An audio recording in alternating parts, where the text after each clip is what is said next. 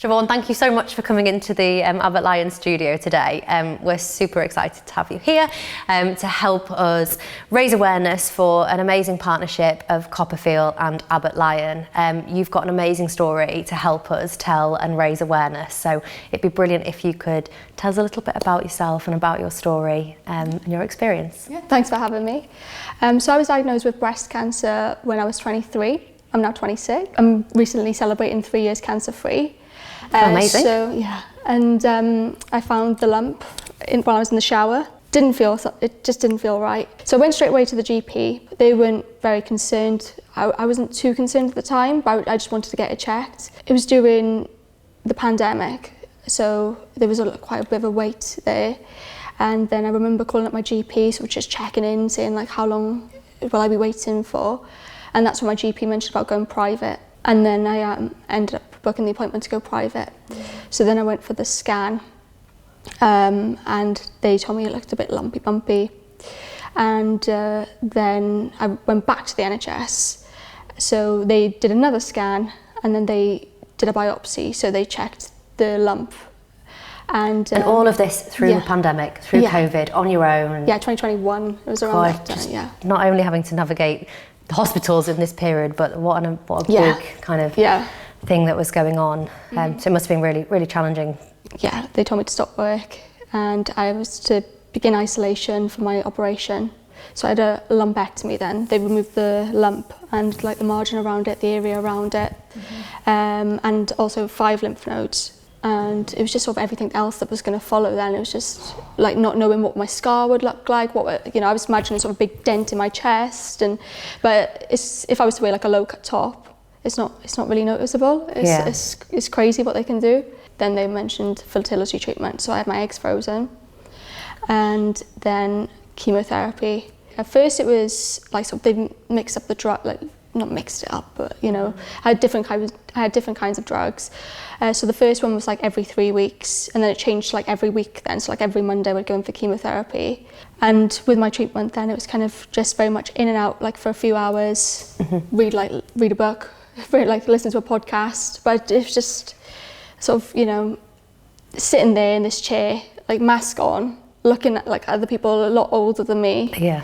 And just can't believe it. Yeah, I didn't know what was going to be next. I didn't know what the symptoms, what I would experience. And I'm sure you've mentioned some things, but like, is there anything that you didn't know about breast cancer that you now know? Yeah, just like so much really, like sort of the timeline of things. But I can appreciate that everyone's journey is so different.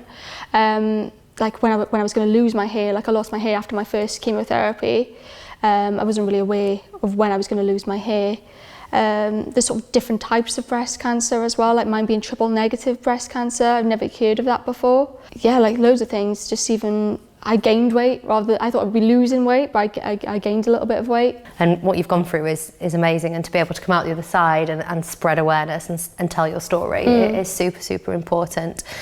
Is there any advice that you would give to anybody listening today that you know that might resonate with something from your story that you want to give to them? Just to check their chests, really. Like you need to start checking every month. And how did you first find out about CoppaFeel, and how did you kind of connect with the CoppaFeel team?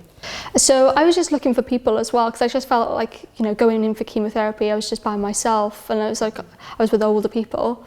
So I was like, I know there's people out there who must have sort of similar stories to me. So then I reached out. I think it was like the Boubette campaign.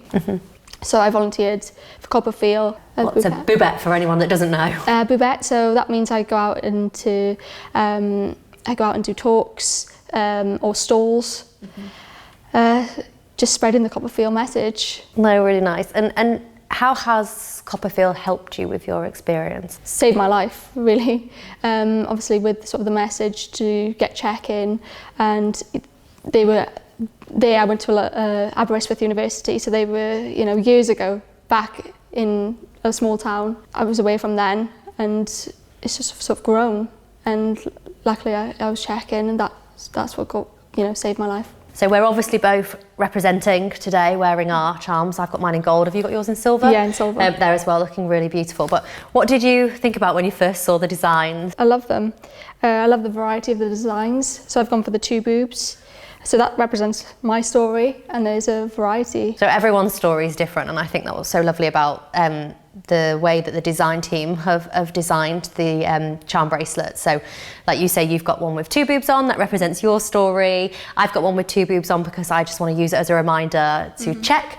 But we've got ones that represent mastectomies and other stories. And you know, it's been amazing to hear your story, and we're so proud of a brand of this partnership, and 100% of the profits that we raise through this partnership will go directly to the charity, and that just, you know, it's amazing for us as a brand to be able to support raising awareness and continue to help CoppaFeel with their mission. But it's about empowering you to tell your story and raise awareness, and yeah, I think, you know, you are a very, very motivational and special person who's playing an amazing role for the charity, an amazing ambassador for the partnership. Long may us continue to raise awareness and tell your story and share your experiences in hopes that it encourages everybody else to check and check and check and check.